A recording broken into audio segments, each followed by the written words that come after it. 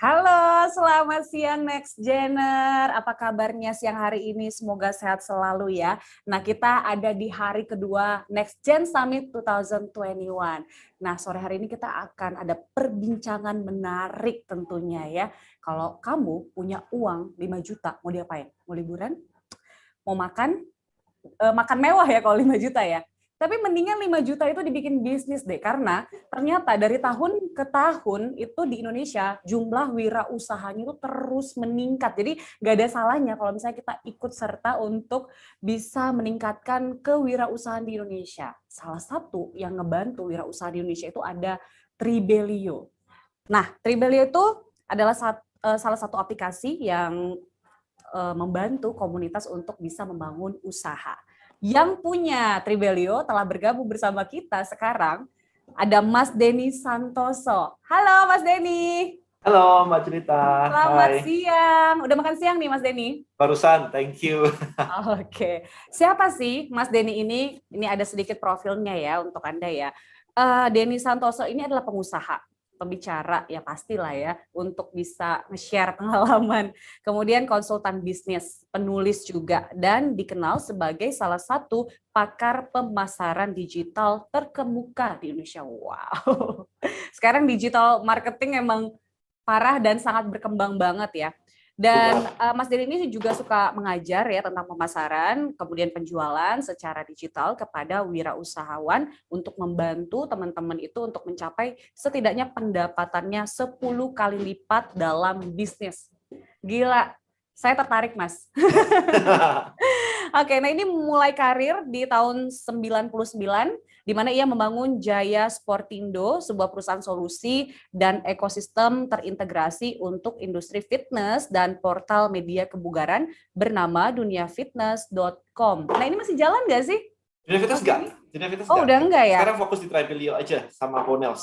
Oke, kalau misalnya masih, saya pengen gabung, soalnya tertarik banget dari dunia sport gitu kan. Nah ini menjadi distributor juga untuk suplemen kesehatan terbesar di Indonesia.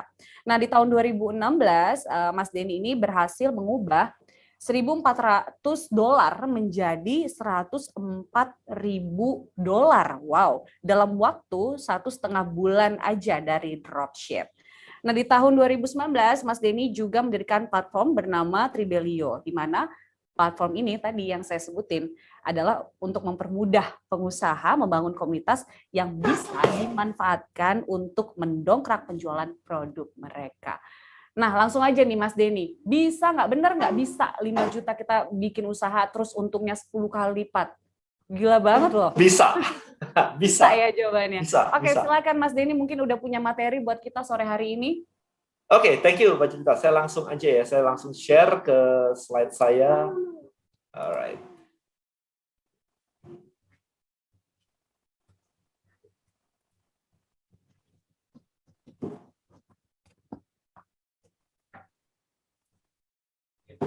Kelihatankah kayak begini?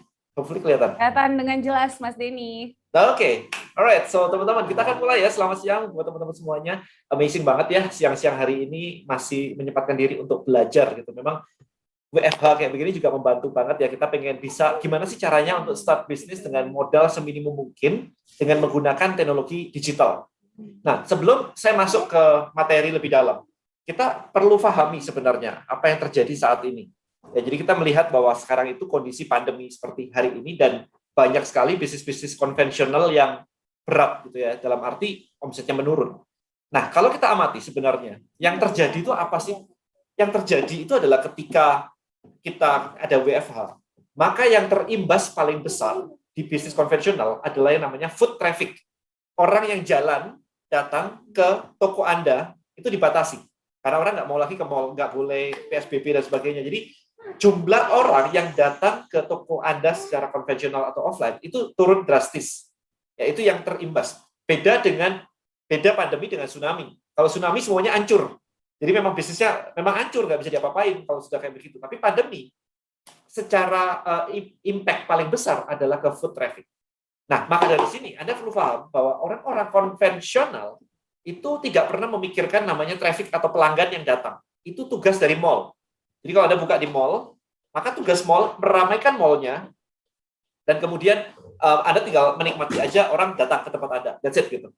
Tapi begitu Anda bikin bisnis online, Anda mulai harus memikirkan gimana membawa orang itu datang ke website Anda misalnya. Atau Anda buka Instagram, misalkan Anda bikin account di Instagram. Gimana orang jadi tahu Instagram Anda kalau Anda nggak pernah kasih tahu orang. Nah, itu kita akan bahas dengan lebih detail di sesi kali ini. Oke, jadi buat teman-teman siapkan catatan semuanya, notes, kita akan banyak banget insight di sini, tips and trick yang saya bagikan langsung, praktikal banget. Kita akan langsung mulai aja. Tadi sudah disebutin tentang saya, mungkin yang belum kenal, nama saya Denny Santoso. Jadi saya dulu start bisnis di tahun 99, and then build dunia fitness juga. Kemudian saya punya digitalmarketer.id, itu training company di 2015. Dan sekarang saya fokus di Bonels dan Tribelio. Jadi Bonels adalah essential oil gitu ya. Jadi kita menciptakan produk-produk perlindungan ibu dan anak, baby, yang alami, itu Bonels. Kemudian Tribelio adalah social media untuk community. Jadi sekarang lagi fokus di situ. Nah, sekarang nih, kita semua punya mimpi, omset 10 kali. Action-nya juga harus 10 kali. Jangan cuma mimpinya doang yang 10 kali, tapi habis itu action-nya ketinggalan. Gitu ya. Jadi benar-benar semuanya harus selaras. Gitu. Nah, remember satu hal ini, bahwa peluang datang dari sesuatu yang belum pernah Anda ketahui sebelumnya. Ya, peluang datang dari unknown possibility. Karena kalau misalkan Anda sekarang mencari peluang, tapi Anda melakukan hal-hal yang sudah biasa atau sudah pernah Anda lakukan setiap harinya, itu artinya bukan peluang, itu artinya adalah rutinitas. Ya, jadi Anda kalau tahu sendiri rutinitas hasilnya apa ya udah jelas tahu lah. Jadi kalau Anda mencari peluang baru, bisnis baru, penjualan yang baru gitu kan, peluang-peluang baru, Anda harus mencoba sesuatu yang memang belum pernah Anda lakukan sebelumnya. Ya, jadi peluang datang dari namanya unknown possibility. Nah, saya nggak mau kecil-kecil, saya maunya adalah how to get 1 billion revenue. Gimana caranya dapat 1 miliar omset? Ya, gimana caranya? Nah, kita breakdown dulu. Karena kalau kebanyakan dari kita itu selalu punya mimpi indah, tapi nggak jelas. Ini problem orang banyak nih. Saya mau time freedom, Dan. Time freedom, saya mau time freedom. Habis itu kena pandemi di PHK. Lah kan harusnya bersyukur ya, nggak usah stres ya. Dikasih Tuhan time freedom langsung, nggak dipecat maksudnya.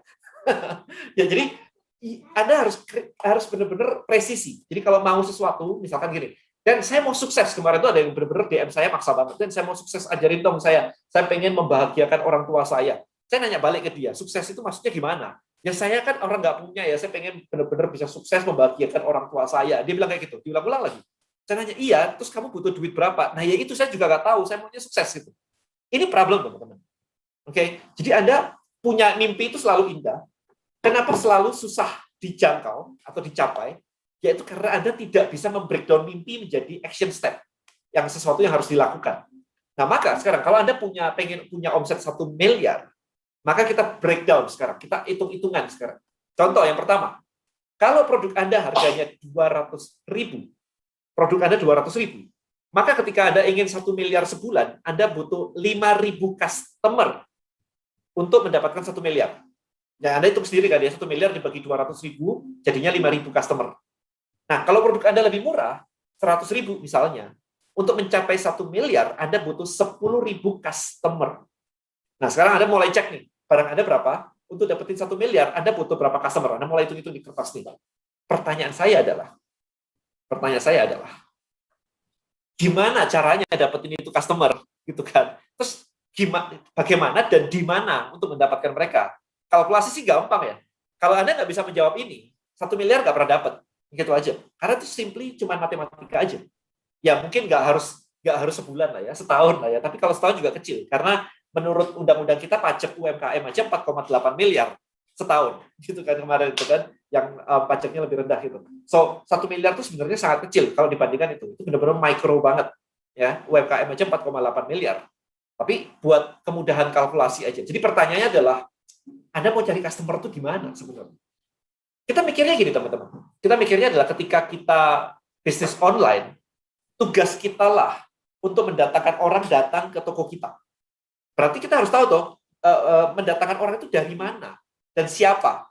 Ini harus clear. Maka kita masuk lagi lebih detail. Anda harus benar-benar menentukan siapa target market Anda. Anda nggak bisa bilang kayak, semua orang target market saya. Kalau sampai Anda bilang semua orang target market saya, artinya Anda sudah kaya raya sekarang, karena semua orang beli barang Anda. Tinggal keluar rumah itu ada semua orang kan, tinggal Anda tawarin harusnya laku. Tapi kalau Anda keluar rumah dan menawarin orang, dan orang nggak beli produk Anda, berarti Anda salah menentukan semua orang target market saya. Ya kan? Kayak kemarin dia nanya, Dan, saya punya warung. Semua orang kan butuh makan ya? Iya, semua orang butuh makan, tapi nggak makan di warungmu. Masalahnya kan begitu. Dia di Jakarta, punya warung, saya di Malang, saya juga bukan target market dong. Masa saya ke Jakarta hanya ke warung dia? Kan nggak juga. Kan?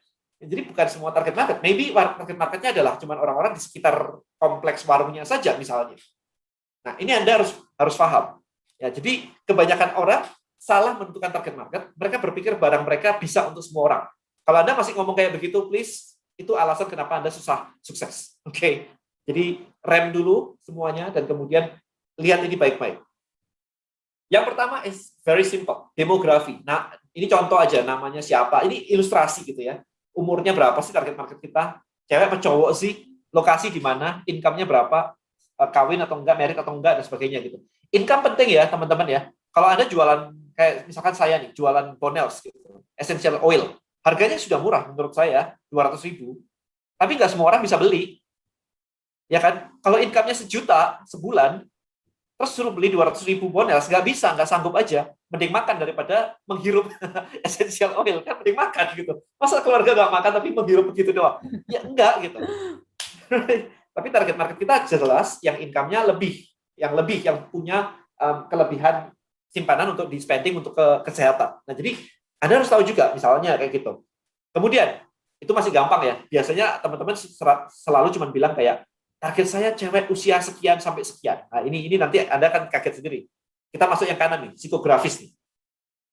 Sosial media apa yang mereka ikuti? Itu penting.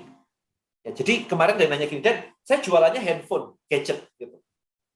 Gimana masih jualan online? Saya nanya ke dia, marketmu itu kalau nonton atau nyari atau lihat video di YouTube, itu channel siapa saja yang ditonton? Malah marah-marah dia, ngapain, apa hubungannya? Saya mau jualan handphone, bukan mau nonton di YouTube, kata dia. Men, gini loh maksudnya. Kalau Anda jualan ke orang-orang yang suka gadget, kayak saya begini, saya tahu di luar negeri saya nontonin video YouTube-nya ini, di Indonesia saya nontonin video YouTube-nya ini, gitu. Maka Anda bisa ngiklan di channel mereka. Sehingga orang-orang kayak saya yang suka gadget itu bisa melihat produk Anda. Nah, itu pentingnya Anda memahami sosial media apa yang mereka ikuti. Majalah apa, publikasi apa yang mereka baca, asosiasi apa yang mereka ikuti, brand apa yang mereka beli. Ini harus tahu. Expert siapa yang mereka ikuti. Kan enak banget ya, kalau Anda tahu expertnya, ya kita tinggal endorse saja expertnya. Ngikut semua itu bawahnya. Followersnya ngikut semua. Ya. Tools apa, aktivitas apa. Nah, kadang-kadang kita, step 1, Anda harus melakukan survei nih. Survei ya, ketemu market, ngobrol. Itu penting banget, guys. Banyak orang masuk ke dunia online, istilahnya meremehkan proses interview atau ngobrol dengan market. Maunya adalah ya udah pasang upload di Instagram laku. Kalau kayak begitu itu namanya bukan marketing, itu namanya uploading. Anak saya juga bisa kalau uploading, bukan marketing. Marketing itu ada sekolahnya semua ya. Kalau semua cuma bisa turunin harga untuk bisa jualan, nggak perlu ada sekolah namanya sekolah marketing. Ya segmentation, positioning, differentiation, branding itu hilangin aja. Yang penting harganya bisa murah kan gitu. Problemnya nggak seperti itu, teman-teman. Ya, jadi yang paling bawah, opini sama behavior itu pentingnya gini. Kemarin saya interview, ada cewek nih, interview saya interview di Clubhouse. Saya nanya, Mbak usianya berapa Mbak? Di bawah 40 atau di atas 40? Dia bilang, saya di bawah 40 nih. Oke. Peduli nggak sama yang namanya anti-aging? Oh, dia bilang peduli banget sama anti-aging. Terus Mbak pakai produk apa nih untuk anti-aging? Enggak, saya nggak pakai. Nah, loh. Di interview, di survei, dia bilang peduli anti-aging, usia di bawah 40, tapi ditanya pakai produk apa, dia bilang nggak pakai produk apa-apa untuk anti-aging. Nah, ini kadang-kadang survei market itu bisa jadi salah ketika Anda tidak mengamati yang namanya behavior dari market. Jadi Anda harus benar-benar mengamati. Kayak misalkan gini, let's say this is iPhone. Misalkan kayak gini ya. Saya bilang, iPhone bagus nggak? Oh, bagus nih, bagus banget. Lu punya nggak? Enggak. Mau nggak? Mau dong. Punya duit nggak buat beli? Punya. Nih, baru saya kasih 1 box nih. Beli nih sekarang. Ntar deh. Kebayang ya? Kalau di survei bilang bagus, di survei bilang mau, secara income dia punya duit, disuruh beli kagak beli. Nah, ini kan challenging. Apa nih? Triggernya apa nih? Jadi Anda mesti paham ya, market Anda itu detail banget. Kayak kemarin tuh contohnya lagi gini. Suka popcorn nggak? Suka. Sering makan nggak? Sering. Ini popcorn ini beli nih. Ntar deh. Nah, emang kapan kalau makan popcorn? Hanya ketika nonton di bioskop. Nonton di bioskop, makan popcorn. Jadi bukan ketika nonton Netflix makan popcorn. Jadi ternyata trigger orang beli itu ada event-eventnya tertentu. Ya kan? Kapan orang makan es krim misalkan. Di Indonesia orang makan es krim itu kalau jalan-jalan. Pernah teman-teman ke Singapura, habis itu di pinggir jalan makan es krim. Kenapa nggak di Jakarta di depan Kuningan City makan es krim? Karena orang Indonesia di Kuningan City tidak jalan-jalan gitu. So the mindset itu penting banget ya. Jadi sama-sama lokasinya di depan mall. Yang satu kita mindsetnya jalan-jalan di Singapura makan es krim pinggir jalan. Yang di Indonesia di Jakarta kita nggak nganggap diri kita jalan-jalan di Jakarta. Ya, kayak gitu. So itu jadi penting banget. Nah berikutnya lagi ada ini. Ini juga penting banget. Yang di atas itu sekarang, dua di atas itu adalah sekarang, yang di bawah itu adalah masa depan, future. Yang di kiri adalah hal-hal yang ingin kita jauhi, yang di kanan adalah hal-hal yang ingin kita dapatkan. Nah, jualan itu sebenarnya gampang sih. Tinggal nawarin aja yang di kanan untuk menjauhi yang sebelah kiri. Gitu. Itu cara jualan paling gampang. Jadi jangan ngomongin produk. Ngomonginnya itu apa sih mimpi mereka. Jadi perhatikan baik-baik. Yang kiri atas itu adalah problem. Wah, saya berat badannya kelebihan berat badan nih. That's a problem. Dia pengen lebih kurus. Oke. Itu yang kiri atas ya. Berat badan kelebihan itu yang kiri atas. Kiri bawah itu fear. Fear itu apa? Kalau saya berat badan kelebihan terus kayak begini, wah nanti bisa kena diabetes, nanti bisa obesitas dan yang lain-lain, bisa lutut saya bisa sakit, bisa kena stroke dan yang lain-lain. Itu fear in the future. Problem hari ininya adalah kelebihan berat badan. So, Anda mesti paham, kalau problem ini di-solve, nanti jadi apa? Gitu. Ya, jadi, yang kanan atas, dia pengen apa nih? Yang kanan atas itu dia pengen turun berat badan. Yang kanan atas. Nantinya, in the future, kalau turun berat badan, dia bisa apa nih? Dia bisa jadi model, dia bisa ikut sekolah pilot misalnya, kalau butuh berat badan khusus, dia bisa pakai bajunya yang lebih slim, baju waktu dulu, gitu misalkan, cukup lagi. So, itu yang dicari. Jadi selalu kita memang harus tahu apa sih mimpi user itu. Jadi kita ketika jualan, kayak saya kemarin kan jualan suplemen fitness, orang nge-gym sampai keringetan, mereka rela untuk melakukan itu semua karena punya mimpi hidup sehat, umur panjang, itu mimpinya. Bayangin aja, kalau sekarang olahraga tidak ada hubungannya dengan hidup sehat dan umur panjang, orang nggak olahraga, malas aja, karena yang dicari mereka itu adalah ujungnya tadi. Orang mau tuh olahraga, nge-gym dan sebagainya untuk badan yang ideal, turun 10 kilo, mau tuh, karena ada badan idealnya. Tapi kalau misalkan Anda bisa jualan satu pil, yang kalau Anda makan, dan pil itu membuat Anda langsung turun berat badan dan badan ideal, itu semua gym tutup. Nggak perlu namanya nge-gym lagi. Ya, jadi, remember, orang mencari future, orang mencari dream, masa depan. Nah ini apa yang mau dicapai oleh barang Anda itu apa? Orang tidak beli jam tangan Rolex dan yang lain-lain untuk lihat jam. Dia beli itu untuk pamer, gitu aja. Ya, orang beli Ferrari buat apa? Buat pamer. Gue kaya nih, gue wealthy nih, gue punya inilah komunitas gue gini. So, itu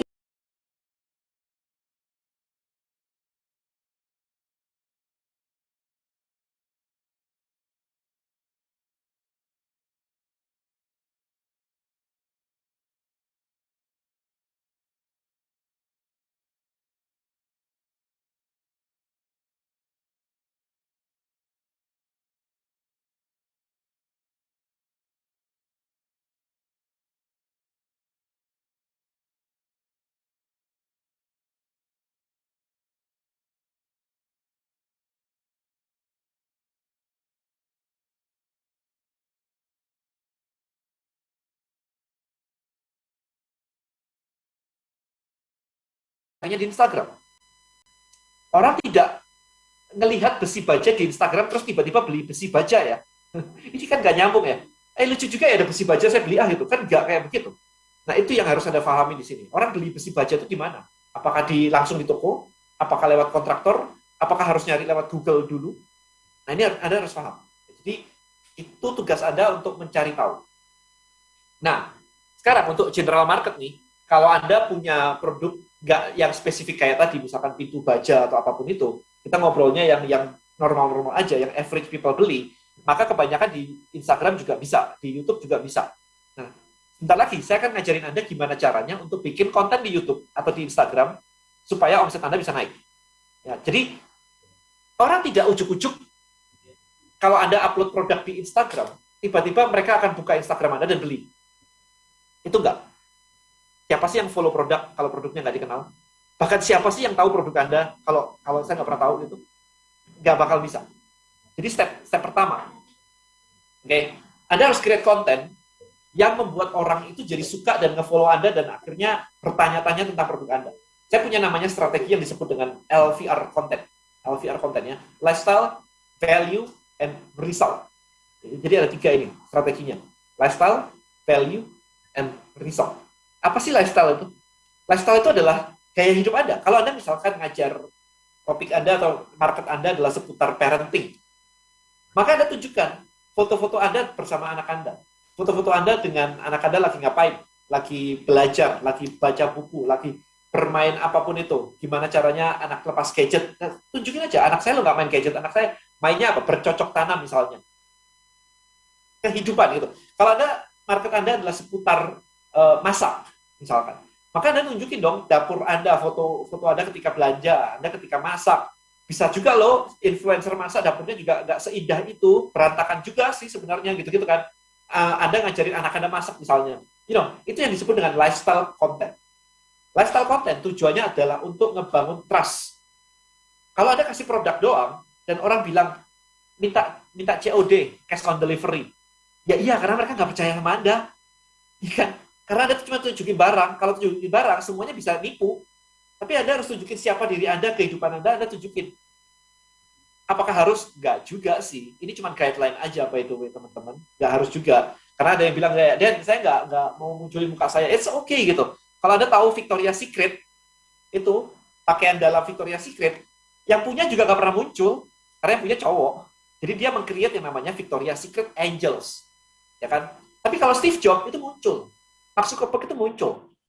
Kalau saya di Tribelio, saya muncul. Saya di Bonal, saya nggak muncul, karena targetnya beda. Target marketnya Bonal adalah emak-emak, dan saya bukan emak-emak. Jadi nggak cocok. Kalau saya ngomongin sesuatu untuk emak, it's not, nggak pas aja gitu.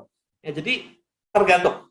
But again, lifestyle is very important untuk ngebangun trust, kepercayaan, dan untuk meningkatkan harga. Oke. Yang kedua adalah valuable content. Ini tips. 3 cara edukasi anak, 3 cara membuat anak 3 cara membuat anak disiplin, gitu misalkan. 3 tips untuk memasak masakan sehat. Biasanya bentuknya carousel, gitu kan, bisa di slide. Banyak tips di situ.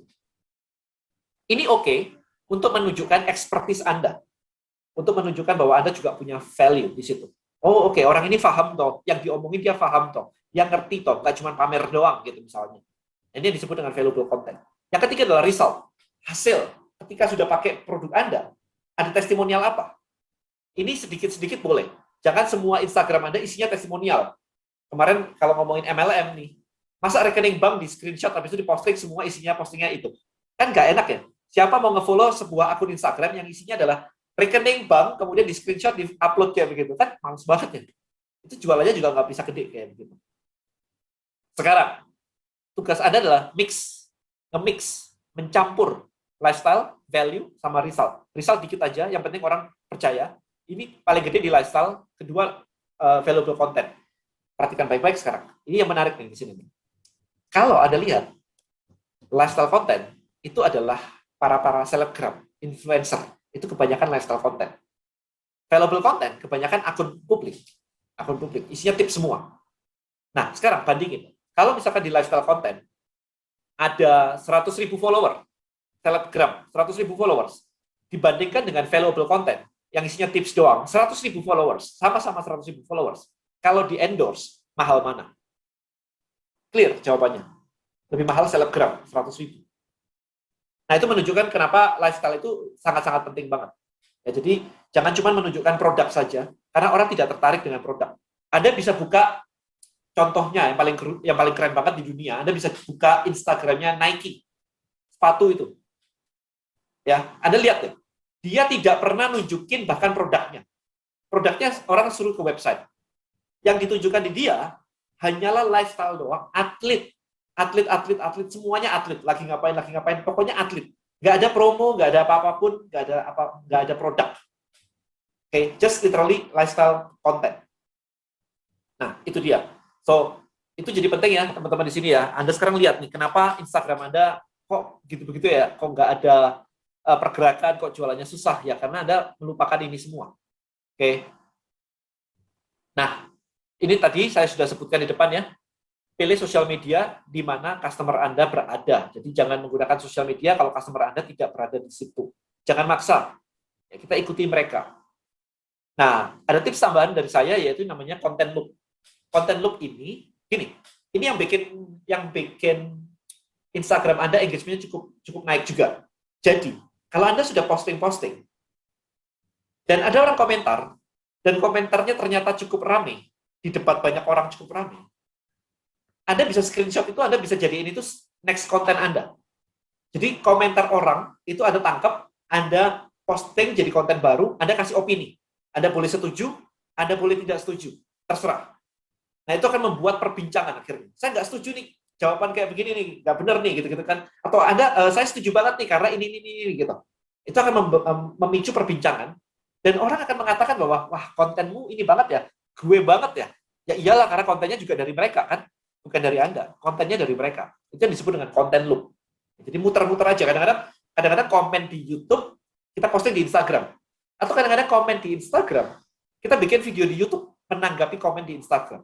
Nah, itu namanya content loop. Jadi diputar. Nah, itu yang bikin lebih viral lagi. Ada tambahan lagi nih, saya tambahin satu lagi biar lebih seru lagi. Biar bikin viral, kuncinya cuma satu, teman-teman. Nggak pakai tren dan sebagainya. Tren itu booster aja. Tren itu booster aja. Tapi untuk membuat konten viral, ciptakan keberpihakan. That's it. Ya, Anda bisa lihat sendiri kan, keberpihakan kalau sudah zaman pemilu, kontennya viral semua. Gua setuju kubu A, gua setuju kubu B. That's it kan. Selalu kayak begitu. Jadi ciptakan keberpihakan. Sekolah penting versus sekolah nggak penting. Kuliah penting atau kuliah nggak penting. Drop out bagus, drop out nggak bagus gitu. Susu ASI atau susu pakai formula. So, keberpihakan selalu membuat perdebatan dan bikin konten viral.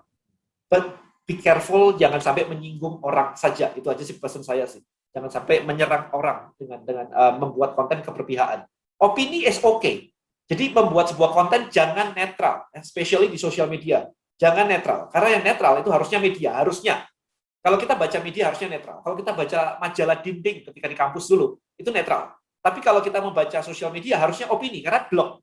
Blog itu opini seseorang. Pendapat Anda, pandangan Anda terhadap sebuah topik itu apa.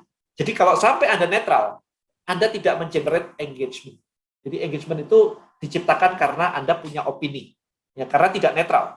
Tidak netral bisa positif, bisa negatif. Tapi tidak netral. Safe zone, there is no money in the safe zone, gitu lah. Ya kan? There is no money in the safe zone. Itu penting. Nah, sekarang ketika Anda sudah punya Instagram dan sudah punya atau YouTube dan punya engagement, metrik yang paling penting adalah orang mulai nanya ke Anda. Bisa nanya harga, bisa nanya opini. Saya lebih suka kalau mereka bertanya opini kepada Anda. Bang, ini menurut Anda gimana? Kalau Anda sampai bisa menciptakan orang nanya opini, congratulations, itu sudah bagus banget.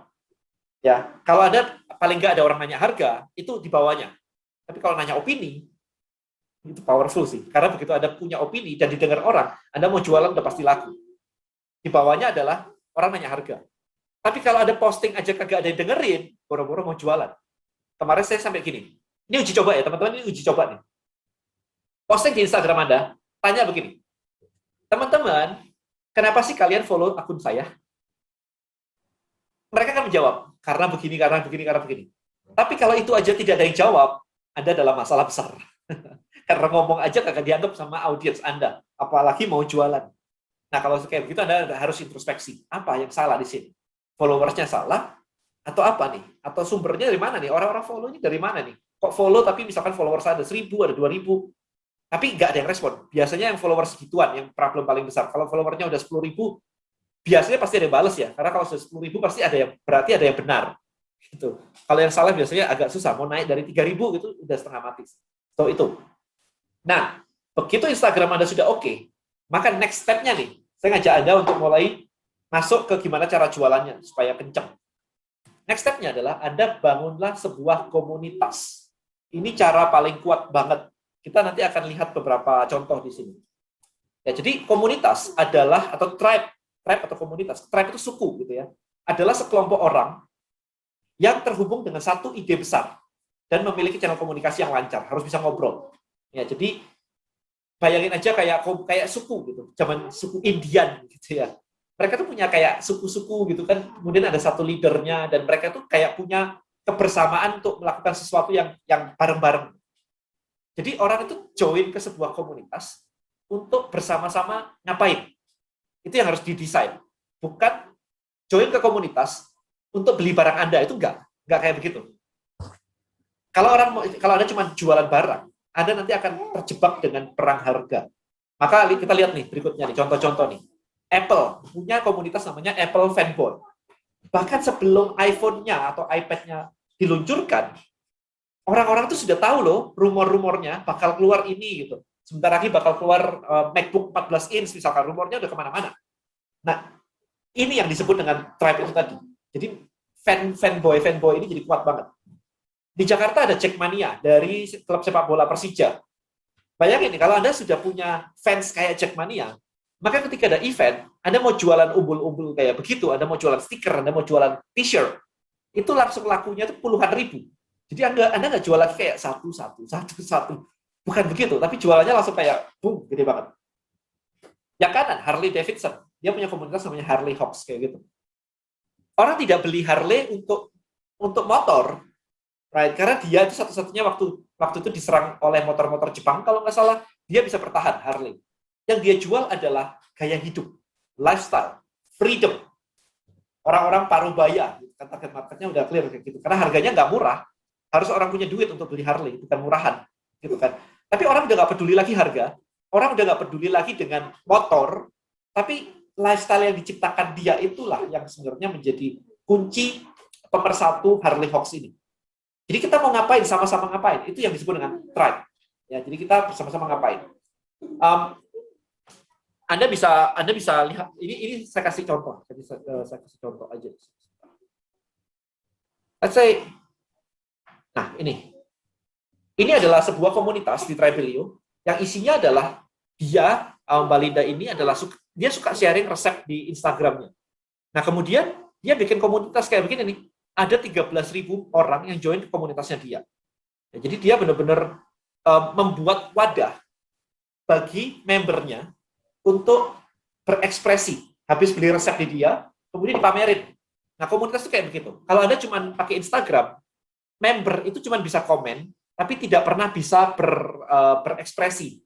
Ya, jadi kenapa komunitas pentingnya adalah di situ nih. Jadi hasil kursol puding tiramisu, jadi kursus online gitu kan kayak begini.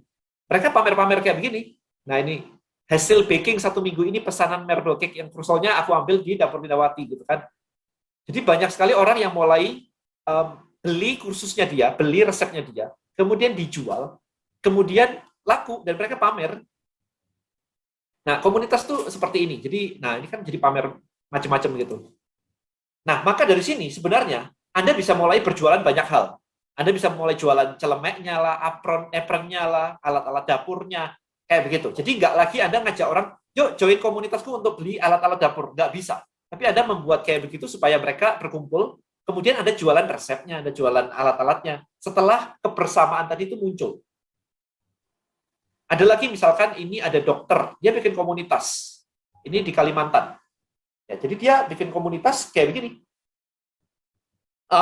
Dia dokter dan Instagramnya kencang, tapi kalau pakai Instagram, orang nanya yang sama bolak-balik, dia jadi nggak sempat ini dong, balesin semuanya. Karena dia dokter, bukan admin ya. Adminnya juga nggak bisa balesin. Makanya dia sampai bikin ini, dan di atas dia tulis nih, search dulu sebelum bertanya. Karena dia nggak mau orang nanya yang sama-sama.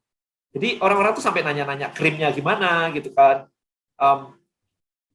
Teman-teman yang lain pada bantuin jawab kayak begini gitu kan. Ini kayak nih, mau tanya nih body white ini bisa nggak bisa ilangin kulit hitam bekas bengkak nggak ya? Yang jawab orang lain lagi, bisa dicoba Mbak, dikombo sama brightening gitu. Jadi as community, bukan bukan satu orang yang benar-benar kayak one way saja.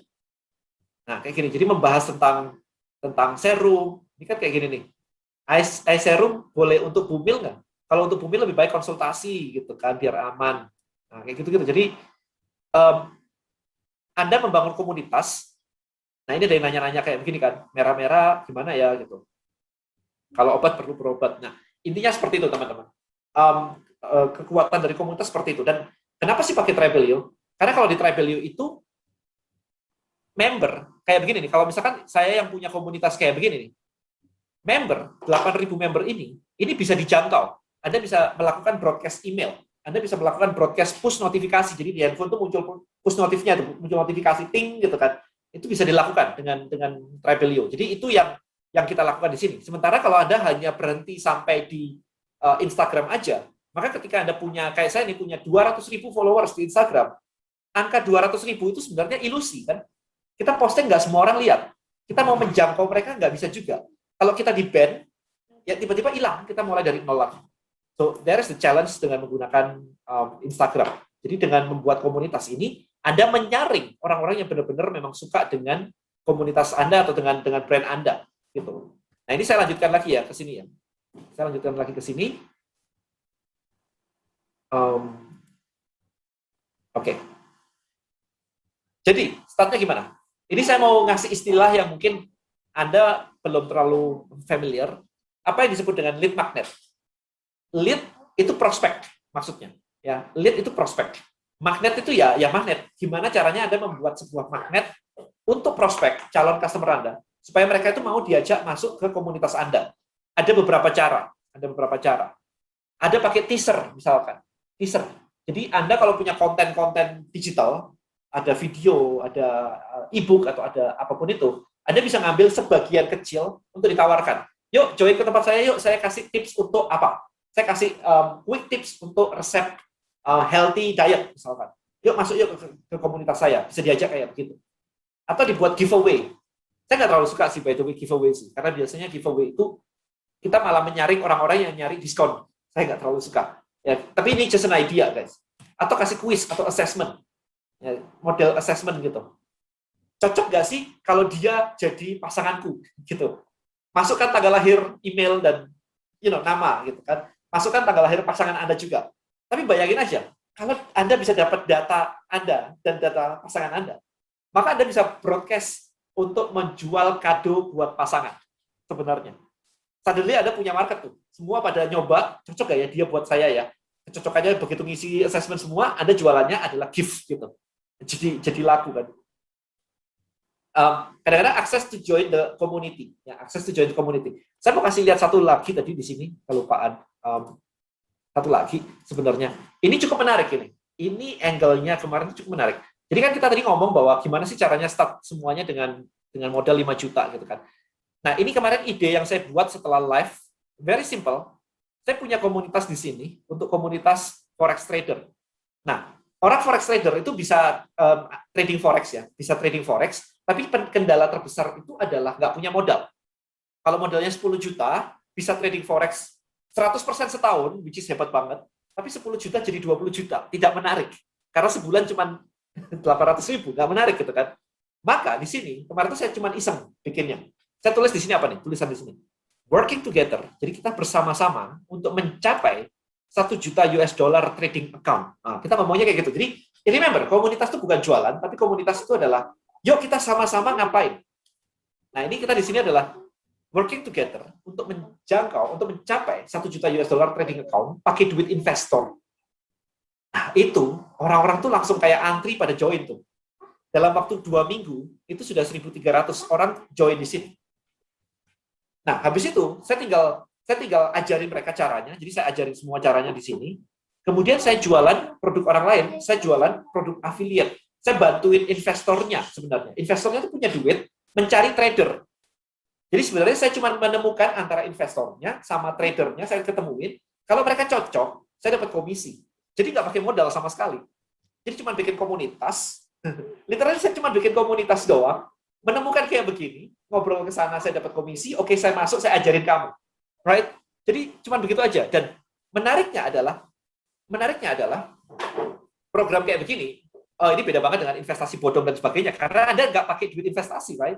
Anda diinvestasiin, jadi Anda dikasih duit investasi, malah Anda harus trading buat duit mereka. Kalau profit sharing, kalau loss ditanggung mereka, lah kan enak banget gitu kan. Jadi mereka suka banget. Nah di sini setelah saya promosiin ini, itu yang join banyak banget. Ini komisi saya nih, ini tanggal April tanggal 6 nih, video ini tanggal 7 ya. Kita syuting tanggal 7. Ini April tanggal 6, ini unpaid ini komisinya kayak begini sih, $50, $50, $50, $200 dan seterusnya ini. Every day gitu, ada yang join kayak begini kan, hari kedua, dan seterusnya begitu. So, can you imagine this, guys? Ini kan yang unpaid ini kan $200, $50. So, it's actually kalau Anda paham caranya melakukan ini semua, sebenarnya sih mudah banget ya. Apalagi kalau Anda bilang modal 5 juta, ini nggak ada modalnya kemarin. Download Tribelio juga gratis, pakai Tribelio juga gratis, invitation semuanya gratis. So, Anda bisa langsung start selama Anda paham caranya. Build a community, jangan perang di cuman produk aja. Karena hari ini produk itu sudah menjadi komoditas. Kalau Anda jualan cuman produk saja, maka akan terjadi perang harga. Itu nggak bisa dihindari lagi. Ya, saya benerin dulu.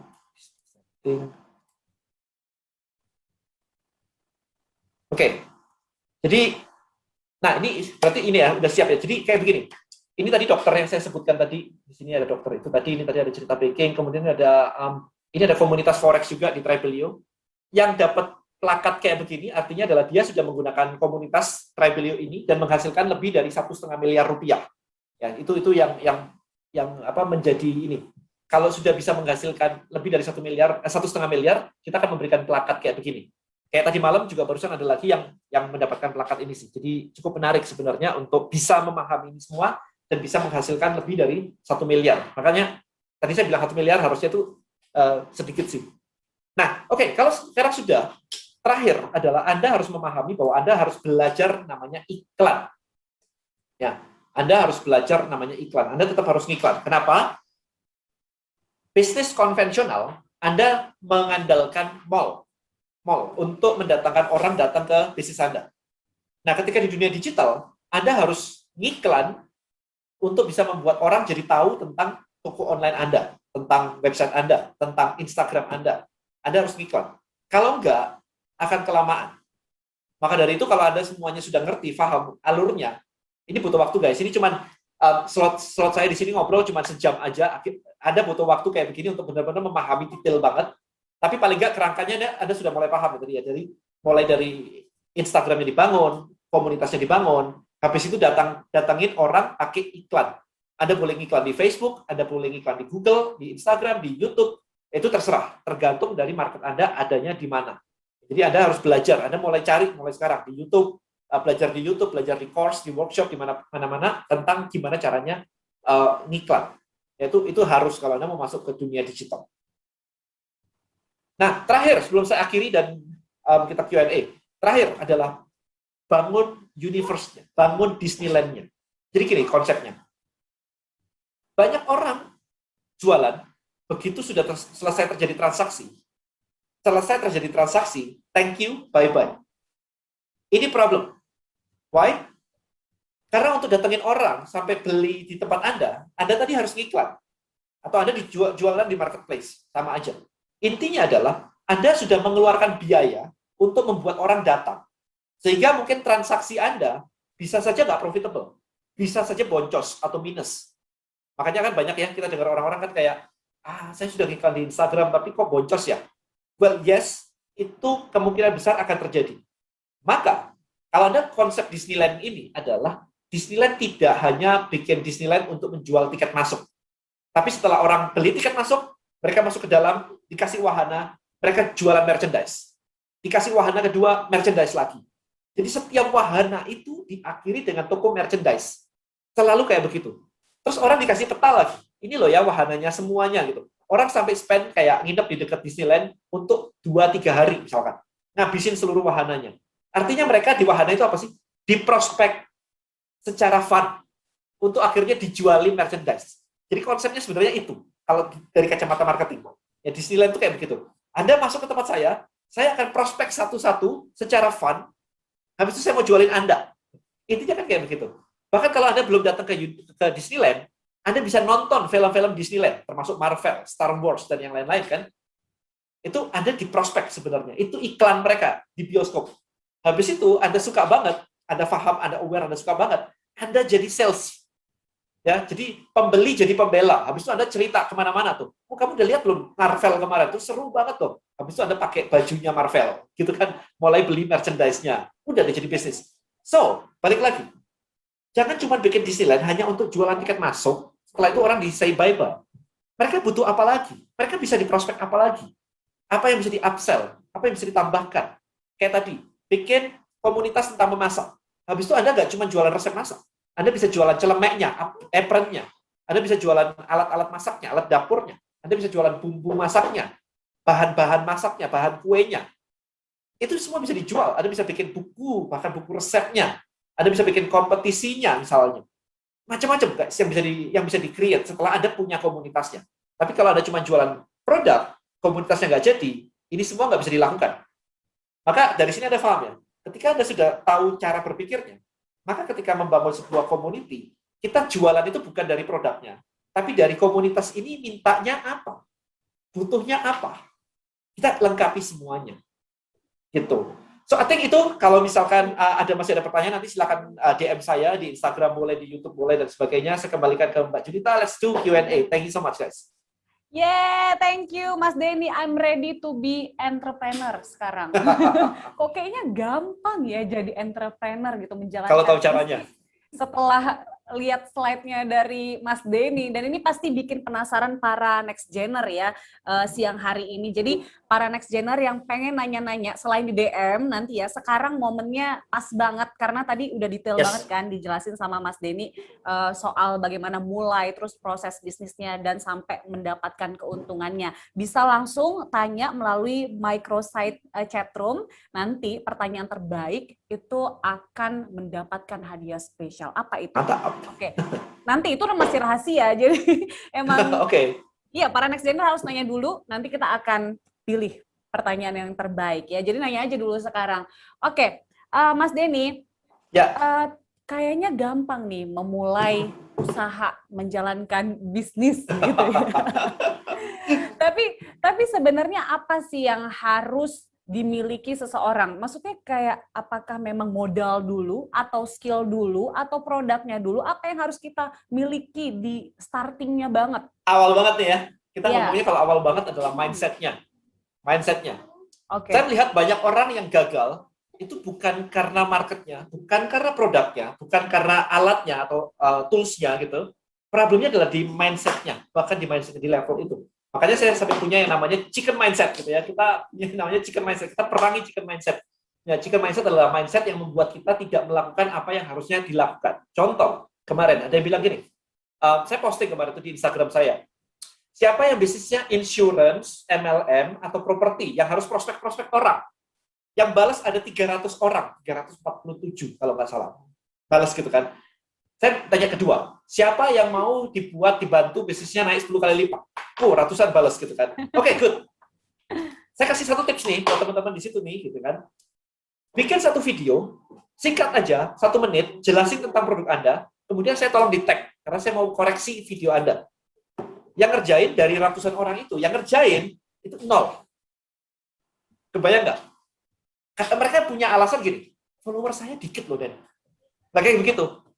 Terus saya bilang, saya nggak peduli follower Anda. Saya pengen tahu gimana caranya Anda prospek online. Saya pengen lihat, saya perbaikin deh. Karena kalau follower dikit, kita bisa ngiklan nanti. Semua pasti mulai dari 0. Kita bisa ngiklan gitu. Kita bisa joint venture, nggak ada masalah gitu kan. Jadi jangan membuat bahwa follower dikit, berarti saya nggak harus bikin video dong karena follower masih dikit. Tapi followernya juga nggak pernah banyak. Gitu kan. Ada yang bilang kayak, saya nggak bisa ngomong deh. Nah, selama ini prospek emang nggak ngomong gitu kan. Ya ngomong sih. Terus kenapa nggak bisa ngomong gitu kan. So, hal-hal kayak begitu tuh yang menjadi barrier banget. Disuruh ketemu market, nanyanya apa Den? Nah, gitu begitu. Jadi benar-benar kayak disuruh ketemu market aja males. Kayaknya kalau bisa online itu saya benar-benar bisa bersembunyi di belakang komputer, selesai gitu. Jadi ribetnya di situ. Iya. Ya itu loh masalah banyak orang tuh karena minder, followernya dikit ya kalau untuk digital marketing, kemudian takut dijudge. Karena kan kalau misalnya lewat sosmed itu kan dua arah ya Mas Denny, jadi kayak bisa langsung komen, satu juga bisa langsung maki-maki produk lo gitu kan. Tapi justru itu kalau misalnya produknya bagus, sebenarnya kan dapat feedback-nya juga harusnya bagus. Dan itu bisa up ini juga ya, kan. Pasti kalau gini ya, tadi Mbak Cerita bener banget tuh, takut dijudge. Biasanya orang yang takut dijudge itu sering ngejudge orang. Ketahuan, dia kan reflect kan, gue sering kayak begitu tuh, kalau gue jelek, wah nanti dijudge orang tuh, itu kebiasaan itu. Iya, dan harusnya itu bisa jadi motivasi untuk bisa meningkatkan produk ya, kalau misalnya judgement dari orang-orang ya harusnya. Iya, bebal sedikit lah ya, kan kita nggak lose apapun ya. Iya, iya. Kita nggak kehilangan apapun.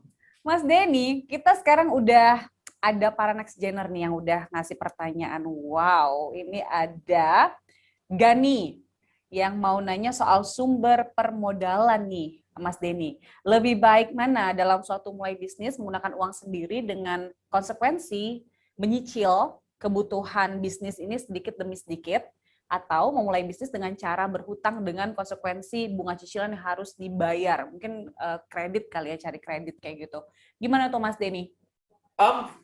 Semua pilihan gak ada masalah sih. I think bahkan cari investor juga bisa. Kalau misalkan, think about this deh. Ketika William buka Tokopedia, emang bisa dicicil? Nggak bisa, nggak jadi kalau dicicil gitu. Dia muter-muter ketemu puluhan investor ditolak-tolak, berdarah-darah gitu. Sampai akhirnya dia dapat investor. Jadi tergantung Anda mau bangun apa sebenarnya. Jangan sampai Anda cari duit investor atau duit tetangga lah Anda pinjam, itu sama aja lah ya. Duit tetangga Anda pinjam gitu. Tapi sebenarnya Anda nggak bisa jualan. Itu akan jadi problem sih. Ya, jadi kalau misalkan Anda bisa jualan, harusnya Anda nggak terlalu butuh yang gimana-gimana sih modal. Jadi buat klarifikasi aja, bisnis plan-nya mesti clear dulu. Anda butuh modal buat apa? Itu dulu. Karena kemarin ada yang tahu-tahu DM saya juga nih, dan pinjemin dong modal saya 15 juta buat buka bengkel. Gitu.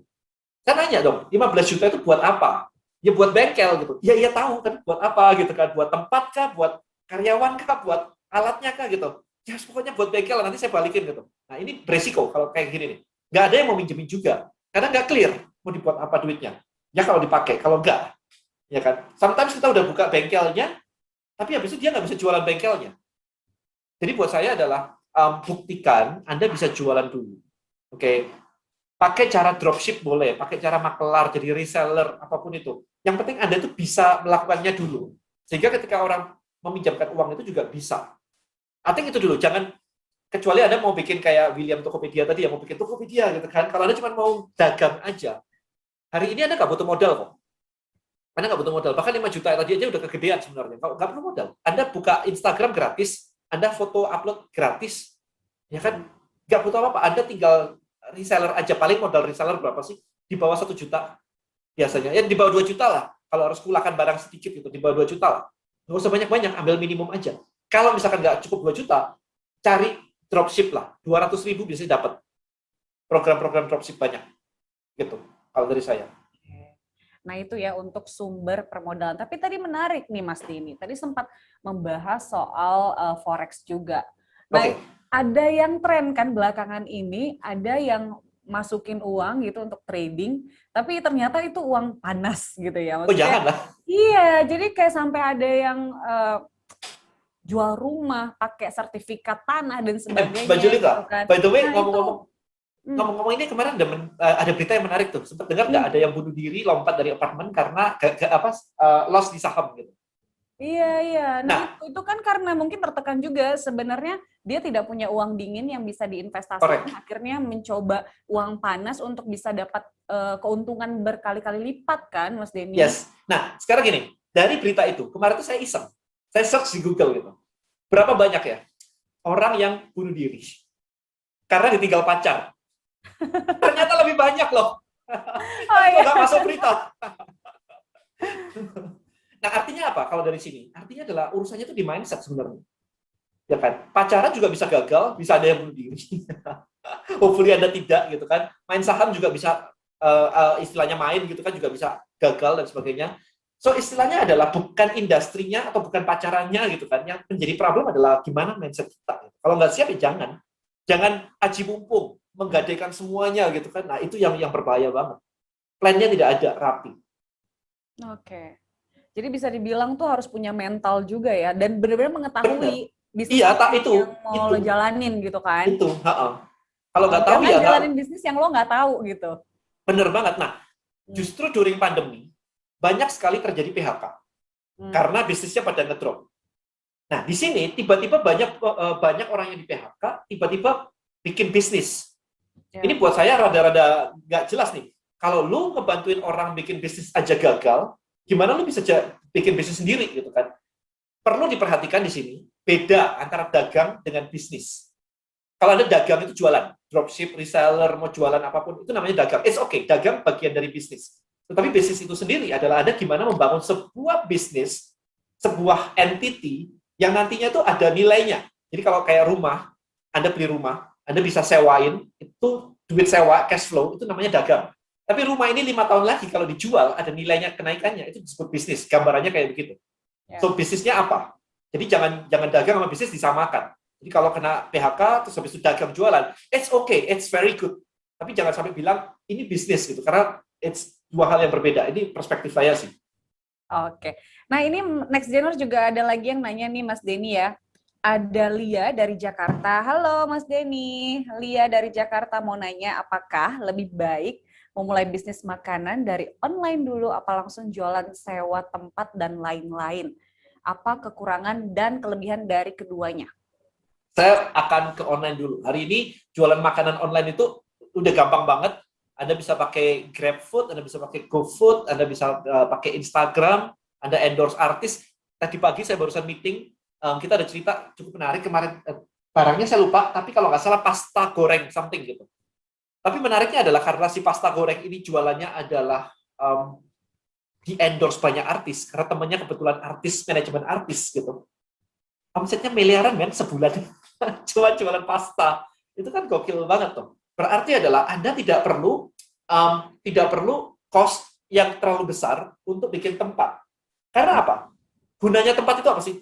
Gunanya tempat adalah menangkap orang-orang di sekitar tempat itu untuk datang dan mampir. Menangkap itu. Jadi cost tempat itu sebenarnya adalah untuk seperti itu. Gimana kalau misalnya Anda bisa menangkap orang yang datang tadi dengan iklan di Facebook yang lebih murah? Sehari 50.000 misalnya. Sehari 100.000. Daripada harus sewa berjuta-juta gitu hanya untuk gedung, hanya untuk menangkap orang datang. Kalau ternyata itu nggak perlu. Bahkan ada habis itu nggak perlu ini waiter segala itu nggak perlu gitu. Karena itu jadi Anda tinggal masak, berarti cuma butuh masaknya aja, packaging and delivery. Kalau saya akan go online sih, for sure hari ini. Tapi ya Mas Denny, banyak produk yang tadinya dijual online kemudian buka store gitu ya. Karena memang pengen mengajak konsumen untuk dapat experience nih makan di tempat. Correct. Kayak gitu juga kan? Correct. Tapi kan kita ngomong hari ini di mana masih masa pandemi kayak begini kan. Kalau masih masa pandemi di mana trafficnya lebih sedikit, sementara cost-nya itu juga lumayan, kan sayang gitu. Mending diuji coba dulu online. Kalau misalkan laku, by then buka di mall itu terserah, nggak ada masalah. Ini personal ini aja, supaya hemat dulu. Hari ini kita tuh kalau misalkan survival mode ya, jangan boros-borosin gitu loh, kalau bisa. Nah, itu dia ya, Lia. Jadi mulai dari online dulu aja, cek-cek sinyal lah apa yang Cek ombak. disukai, iya kan, oleh para konsumen gitu kan, apa yang lagi hits gitu makanan sekarang. Dessert box, gila loh dessert box loh, Mas Denny. Luar biasa. Gede ya? Jadi lapar. Oke, Jadi ini lapar. berikutnya ya. Ada Diski Amalia dari Bank Permata, Surabaya. Siang, Mas Denny. Salam kenal Selamat dari siang. Bank Permata, Surabaya. Yang kita tahu bahwa the only constant is change. Correct. Apakah bisnis yang menguntungkan dengan modal pas-pasan itu adalah yang selalu mengikuti tren? Saya tidak terlalu suka mengikuti tren, karena saya pernah mengikuti tren banget waktu itu di 2016. Itu saya yang jualan dropshipping itu, yang tadi dari 1.400 dalam sebulan jadi 1 miliar lebih gitu, dan dari itu dalam setengah bulan jadi sekian belas. Itu mengikuti tren banget, dan ternyata tidak enak ketika trennya itu cepat berpindah. Maka kita akan capek ngikutin tren, dan setiap kali tren berpindah, kita kayak memulai bisnis dari nol lagi. Jadi waktu itu benar-benar kayak, trennya ini, ngikutin trennya itu ganti lagi gitu. Jadi kayak setiap ganti tren yang cepat, itu bisnisnya itu benar-benar kayak riset dari nol lagi.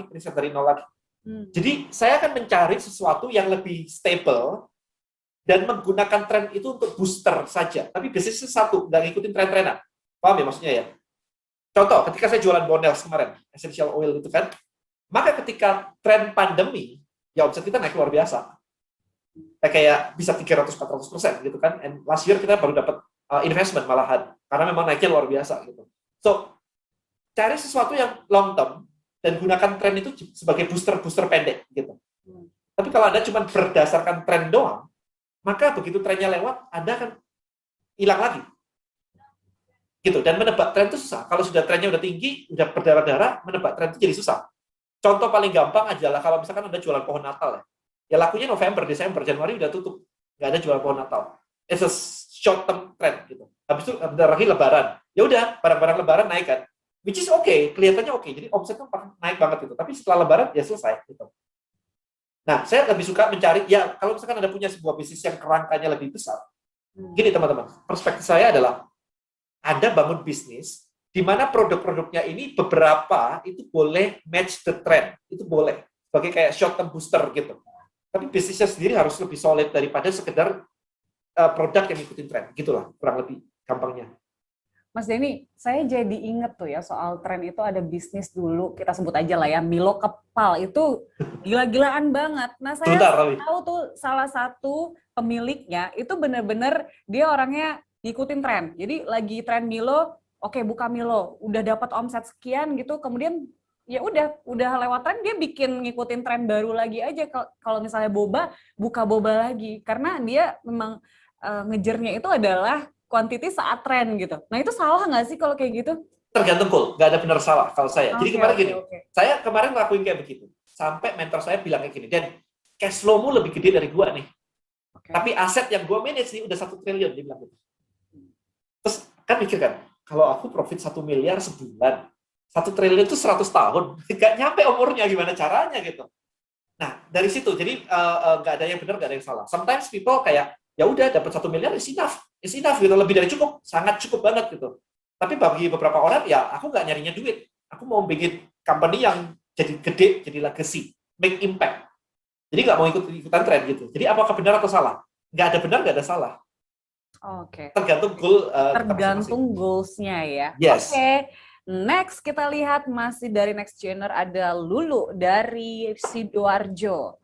Untuk memulai bisnis lebih baik beli franchise atau mendirikan brand sendiri. Nah ini menarik juga nih. Silakan Mas Denny. Pertanyaannya balik sebenarnya. Kalau bikin brand sendiri, bisa nggak bikin brand sendiri? Itu. Kalau bisa bikin brand sendiri, terus bikin franchise sendiri, kenapa tidak dilakukan?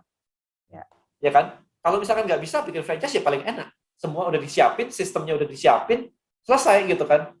Jadi buat saya adalah ada seberapa bisa melakukan itu sendiri. Kalau bisa lakuin sendiri is always the best gitu. Tapi kalau enggak, ya kenapa enggak partneran sama orang yang sudah punya sistem dan SOP-nya semua gitu. So balik lagi, bukan itu pertanyaannya, tapi apakah Anda bisa menjalankan atau membangun sendiri. Gitu sih. Oke, tapi memang kalau bisa bikin brand sendiri mendingan memulai untuk brainstorming apa ya. Saya batis, kalau franchise kan berarti beli satu franchise nih ceritanya nih, beli satu franchise. Habis itu ya scope-nya cuma itu aja. Tapi kalau bisa bikin brand sendiri, terus di-franchise kan berarti dia punya master franchise-nya. Or bikin produk-produk kayak saya misalkan di Bonels gitu kan, atau di skincare, atau brand sepatu, atau brand apa gitu kan. Habis itu ini company-nya sendiri bisa dijual gitu. Bahkan ini kan jauh lebih besar daripada sekedar cuma franchise satu aja. Franchise lebih mudah harusnya, karena memang dibuat untuk memudahkan yang beli franchise kan. Bikin brand nggak mudah. Tapi menguntungkan loh kalau misalnya buka franchise yang mungkin brandingnya udah kuat banget kan, Mas Denny? And in smaller scale, yes. Oke. Tapi kita mau berapa nih? Jadi balik lagi, nggak ada benar salah. Goal-nya mau apa nih? Benar salah. Ya kan? Franchise menghasilkan 100 juta sebulan. Ya buat beberapa orang sih oke aja gitu. Tapi kalau goal-nya adalah aku mau jual perusahaanku setengah triliun gitu. Salah kan? Nggak nyampe itu franchise. Oke. Masih pertanyaan dari Next Gener, ini ada Zidan dari Surabaya. Halo Ko Denny, ada Zidan dari Surabaya mau nanya gimana sih cara menghilangkan chicken mindset? No. Satu, gini, Zidan. sebelum dihilangkan, Anda harus tahu chicken mindset-nya apa dulu. Gitu. Kita nggak bisa menghilangkan sesuatu yang kita nggak tahu. Ya kan? Terus habis itu kalau sudah ketemu chicken mindset-nya, udah ketahui misalkan kayak saya nggak berani ngomong di depan umum nih gitu. Anda cari tahu nih, kenapa nggak berani dan habis itu dicari tahu solusinya. Misalnya, kalau saya ngomong di depan umum itu saya deg-degan, nervous, keringat dingin. Nah, oke, cari solusinya. Memang benar-benar dicari solusinya. Karena saya dulu juga kayak begitu, nggak berani public speaking. Saya dibantu Romi Rafael by the way. Romi Rafael is good friend of mine since 2004, 2005 gitu. Jadi apa dia dibantuin waktu itu. Jadi Anda tahu dulu problemnya apa, cari solusinya yang tercepat buat saya. Solusi tercepat buat saya waktu itu saya minta dibantu sama dia gitu kan. Ada satu staff saya dulu benar-benar nggak bisa bahasa Inggris, tapi dia tahu bahwa dunia digital itu harus bahasa Inggris. Dia sampai ngambil les di kursus nggak online sih, kursus beneran, kursus offline. Jadi setelah ngantor pulang les lagi bahasa Inggris. Itu dilakukan. Jadi Anda harus tahu dulu apa problemnya. Kira-kira bisa ada solusinya nggak? Jangan pakai waktu ya. Maksudnya gini, nanti kan bisa sendiri, itu nggak akan bisa. Ya, nanti jadi ini bisa sendiri. Waktunya jadi stretching, belum lah. Kayak nanti tahun depan pasti bisa lah. Tahun depan juga nanti tahun depan lagi. Nggak selesai gitu. Gimana kalau bisa di fix sekarang, this month kalau bisa gitu. Jadi mesti tahu dulu apa problemnya. Terus nyari mentor yang bisa kasih tahu, oh kalau gini, ini loh solusinya. Dan dijalanin. Dan pasti gak enak. Kalau enak, bukan chicken mindset. Pasti gak enak. Jadi memang menemukan dulu apa chicken mindset-nya, kemudian dicari solusinya. Tapi ada nggak chicken mindset yang nggak ada solusinya? Pasti ada. Pasti ada. Ada? Pasti ada. Pasti ada. Karena kalau nggak ada, kasihan dong. Nasibnya udah ditentukan bahwa dia akan jadi chicken seumur hidup. Tapi bisa diminimalisasi kan? Artinya memang semua bisa dipelajari harusnya bisa, ya? Bisa. Pasti bisa. Tinggal dia menemukan solusi yang tepat. Problemnya adalah mereka bahkan tidak menyadari bahwa ada chicken mindset tadi. Chicken mindset itu berbisik-bisik gitu di kepala kita gitu kan, kayak kalau kamu gini nanti dijudge loh, kalau kamu gini nanti dianggap jelek loh. Kayak tadi tuh there's the chicken mindset. Nah, kita nggak nyadar bahwa dalam satu hari ada 60.000 bisikan di kepala kita.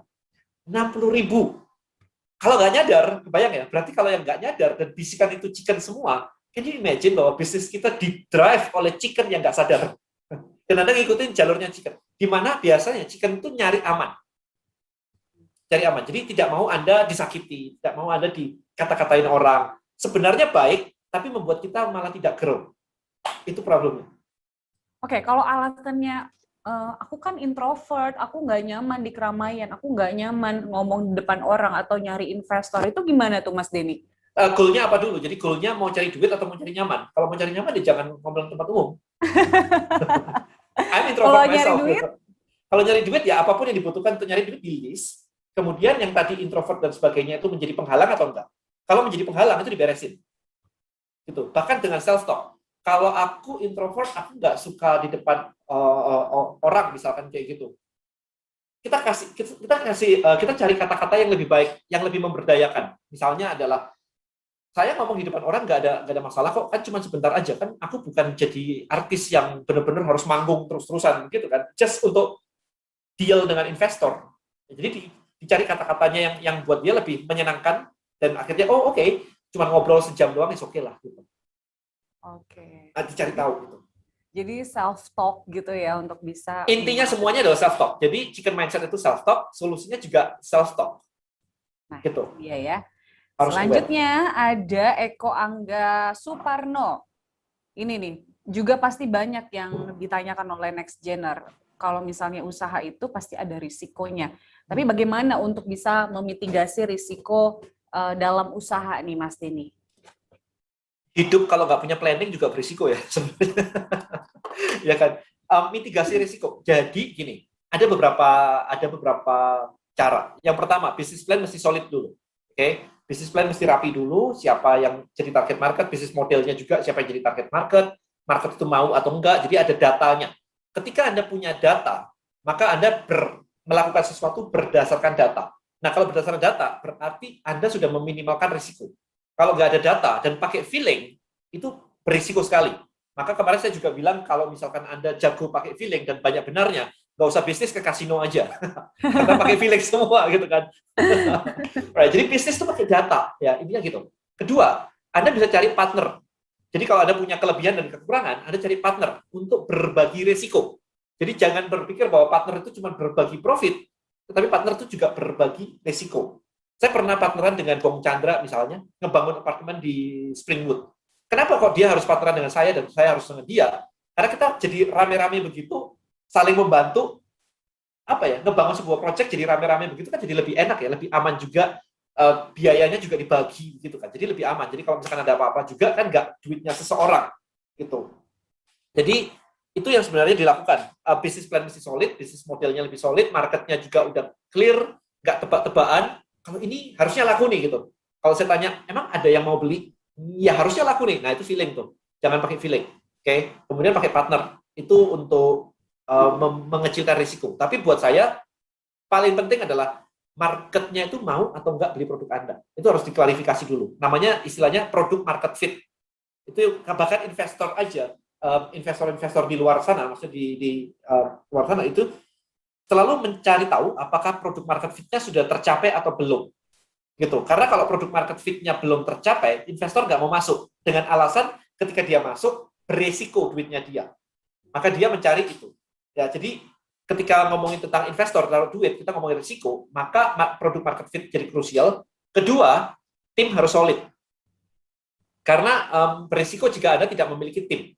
Anda jalan sendirian gitu kan, investor berarti meletakkan duitnya hanya ke Anda sendirian.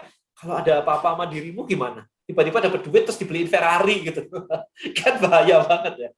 So tim mengecilkan risiko. Kalau timnya jago, problem bisa di-solve. Gitu. Jadi bukan tentang problemnya lagi, tapi tentang siapa yang bakal menghadapi itu, punya problem itu tadi. Gitu sih kalau dari saya sih.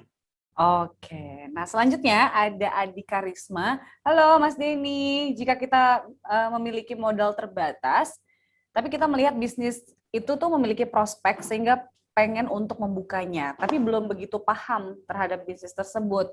Lebih mending mana nih, investasi leher ke atas terhadap bisnis, itu artinya ikut seminar dulu, kemudian workshop, beli buku dan sebagainya, atau mendingan langsung buka terus sambil menjalankan itu sambil belajar, mungkin learning by doing gitu ya. Gimana tuh Mas Denny? Ini agak terlalu general banget karena saya nggak tahu industrinya gitu ya.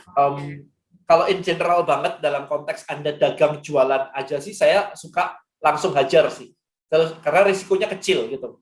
Anda nggak usah nyetok banyak-banyak, langsung buka usaha, langsung jualan sambil belajar habis itu cara jualan, cara negosiasi dan sebagainya. It's okay. Tapi ini tidak bisa, karena tadi nggak jelas ya bisnisnya apa ya. Karena kalau misalkan Anda adalah dokter jantung kan nggak bisa kayak gitu ya. Gua coba bedah dulu sambil belajar gitu kan, bubar kan. Ya kan, Anda nggak bisa bangun praktik nanti. Makanya Anda nggak bisa bangun, oke saya mau bangun tower nih sambil jalan aja sambil belajar ini arsitektur, nggak bisa juga. Jadi it's benar-benar depend, sangat-sangat tergantung banget sih. Tapi kalau sekedar jualan aja, I think Anda benar-benar nggak bisa hanya dari seminar doang, tapi mending langsung action sambil belajar.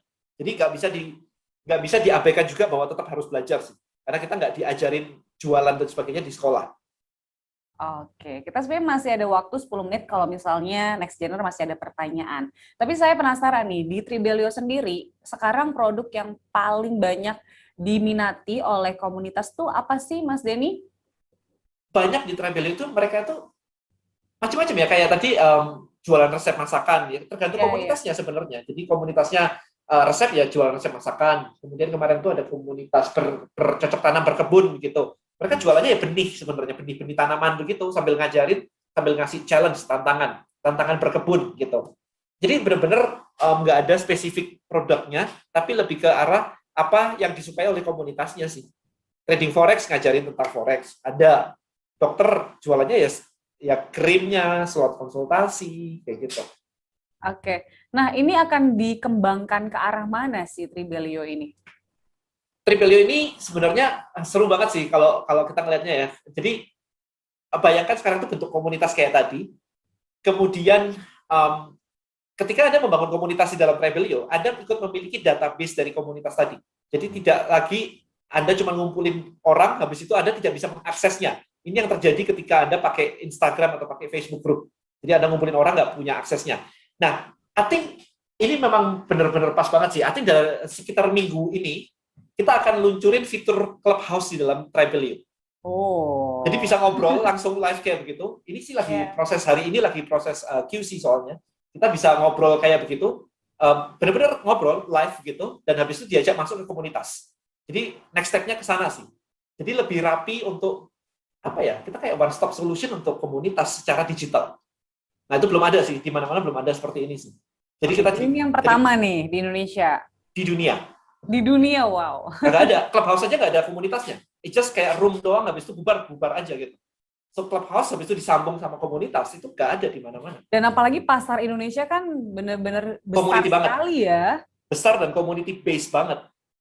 Oke. Nah, dari cerita banyak investor ataupun pengusaha yang ada di Tribelio nih, Mas Denny, rata-rata mulai dari starting sampai akhirnya bisa mencapai target misalnya untuk dapatkan 10 kali lipat keuntungan, itu harus menjalani berapa tahun?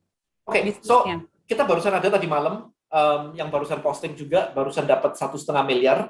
Dia dari nol, itu 5 bulan. Nggak perlu 5 tahun ya untuk merdeka finansial. Tapi benar-benar gila banget actionnya loh. Jadi benar-benar, karena dia dari nol banget. Jadi ketika saya bilang bahwa kamu harus melakukan market research, dan dia nggak punya market loh. Dia nggak punya followers, karena dari nol. Dia itu sampai ngiklan di Facebook, spending kayak 1-2 juta, untuk dapetin orang, hanya untuk diinterview sama dia. Jadi kebayang ya, orang-orang tuh ngiklan hanya untuk jualan supaya dapat profit. Dia berani untuk spend 1-2 juta hanya untuk bisa ngobrol dengan marketnya. Tapi begitu ngobrol, dia jadi tahu banget, ternyata ini toh. Langsung dalam waktu berapa kemarin tuh? 5 hari, dia dapat 45 juta pertamanya dia. In 5 days. Gitu. Dan the rest is history sih. In 5 months, dia dapat 1,5 miliar.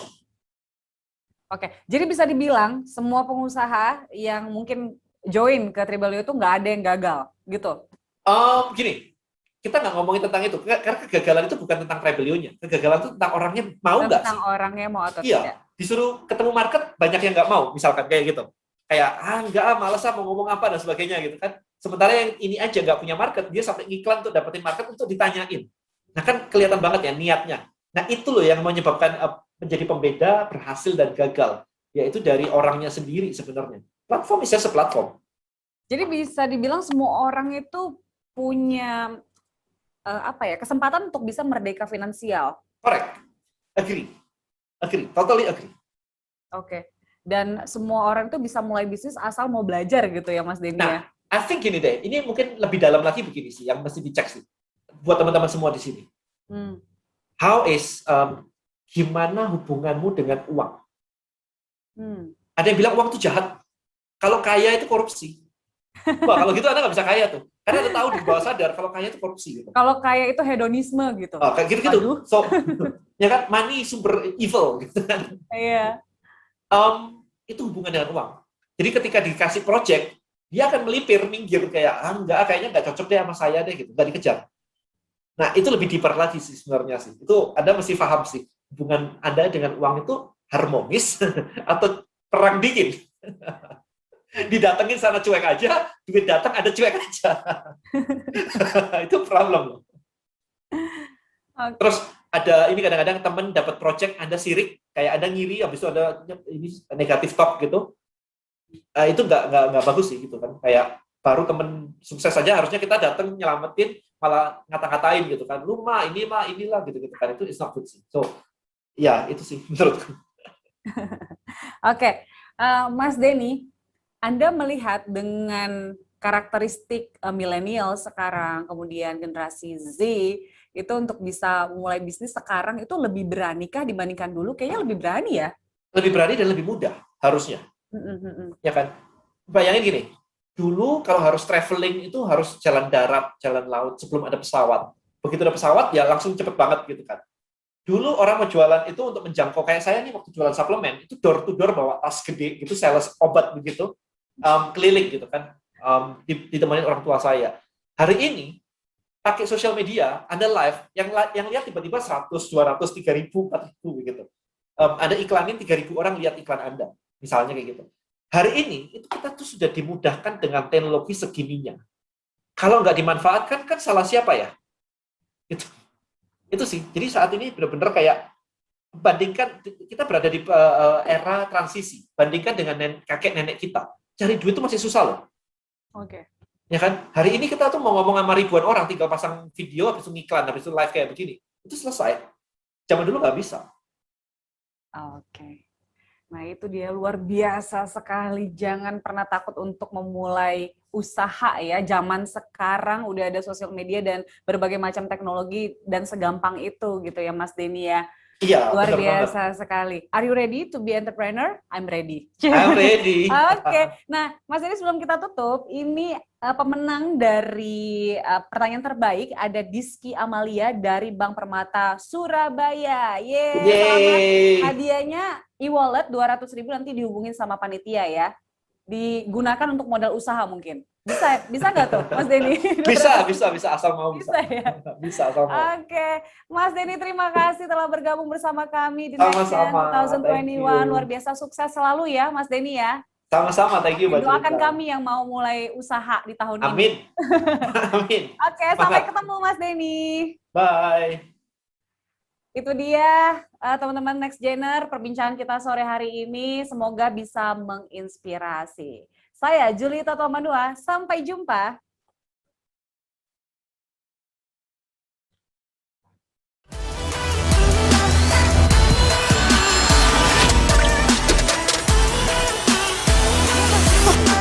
Kamu nahan nafas dari tadi.